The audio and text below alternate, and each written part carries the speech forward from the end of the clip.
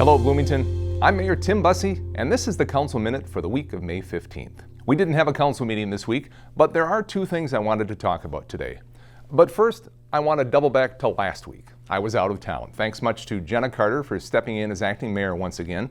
And the council heard a couple of important presentations that I want to be sure we don't lose track of. The council heard an update on our neighborhood traffic management program that we've been talking about. Staff has been studying a variety of ideas that would help improve the livability and safety of Bloomington neighborhoods from a traffic management standpoint. The second item was a public safety update by Chief Booker Hodges. As I said, both are important topics, and I want to make sure we have a chance to review them. But this has been a really busy week, and honestly, I simply haven't had time to pull the information together. You can always go back and watch the entire meeting on the city's YouTube channel, or you can just watch the specific discussions. I promise we will talk about both council discussions in the coming weeks. As I mentioned, I was out of town last week. I had the unique opportunity to spend a week at Maxwell Air Force Base in Montgomery, Alabama, where I attended a national security forum at the Air War College. It was a fascinating 5 days, and it shows once again Bloomington's growing influence and impact on things well beyond our city. Some quick background. Since 1954, the Secretary of the Air Force has sponsored a national security forum to bring together community leaders and senior Air Force officers. The goal is to have an open discussion on current national security strategic realities and the challenges that go along with them. Kudos to the Air Force for understanding that a strong relationship between local communities and the armed forces is one of the keys to success in both sectors. The community leaders included people from business, nonprofits, education, and local government, and all were nominated by Air Force leadership or by students at the Air War College.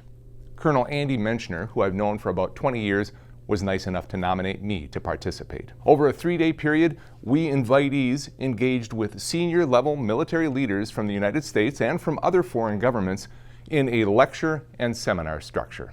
Topics included issues like China's threat to Taiwan, the Russian invasion of Ukraine, and how all that space junk floating in orbit is a national security issue. So why me? We don't host a military facility, so what's the connection between Bloomington and a conference that was titled The China Challenge, Upholding the International Rules-Based Order? Well, two things. First, we talked extensively about the importance of soft power. In contrast to hard power, which is basically military might, soft power is the use of positive attraction and persuasion to achieve foreign policy objectives. Countries that use soft power look to gain influence by building networks, communicating compelling narratives, and being good international neighbors. China has been using soft power very effectively for a number of years, and the consensus is that the United States could be doing a better job of using soft power. So I guess I shouldn't have been surprised at the number of military officers that I spoke with, all the way up to the generals that I had a chance to spend time with, who knew exactly what my Expo 2027 lapel pin was. To a person, they were excited to talk about the Expo and about the soft power opportunities that come with hosting an Expo. While we look at an Expo as a long-term economic development opportunity, our military leaders look at an Expo as an excellent opportunity to strengthen diplomatic relationships across the globe. Second, there was also quite a bit of discussion about the U.S. relationship with Taiwan, especially as it relates to the semiconductor industry. About 3/4 of the world's microchips are produced in Taiwan. And if China decided to disrupt that supply of microchips, the U.S. economy would be in rough shape. It relates to us here at home because of the robust and growing microchip industry we have here in Bloomington. Local companies like Polar Semiconductor, Skywater Technologies, Onto Innovation, Seagate, Ceridian, and General Dynamics, they're all working to ensure that the U.S. is less dependent on foreign-made microchips. Now, despite the somewhat ominous name, students at the Air War College clearly embrace the notion that the only way to win the next war is to prevent it. That's where all the thoughtful discussion comes into play. But after getting to know these officers, hearing from 4-star generals, and seeing up close the awesome abilities of the F-22 Raptor, I'm confident that if the need should arise, America is in good hands.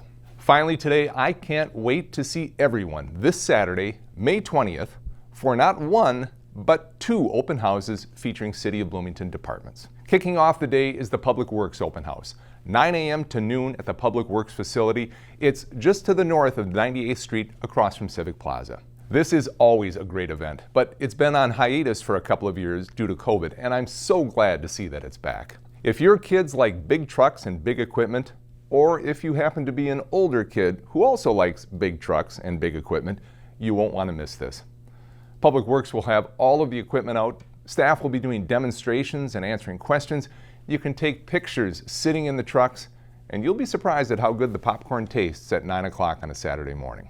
And after you've had your Public Works fix, walk across 98th Street to the Police Department Open House. The Police Open House is right at Civic Plaza, and it runs from 11 a.m. to 2 p.m. So if you time things right, you can easily enjoy both open houses. All of the specialty units will be there with their gear and their vehicles. The SWAT team, the bomb squad, the negotiations team, and of course other units like crime prevention and the traffic unit will also be there. There will be a canine demonstration and tours of the police station. This is the 70th anniversary of the Bloomington Police Department, and I can't think of a better way to recognize and celebrate that impressive milestone and to thank our outstanding men and women in blue than to join them at the open house. Once again, Public Works Open House from 9 a.m. to noon and the Police Department Open House from 11 a.m. to 2 p.m. The weather on Saturday is looking fantastic. I look forward to seeing you all there. That will do it for this week's Council Minute. Thanks much for tuning in. Until next time, stay safe, Bloomington.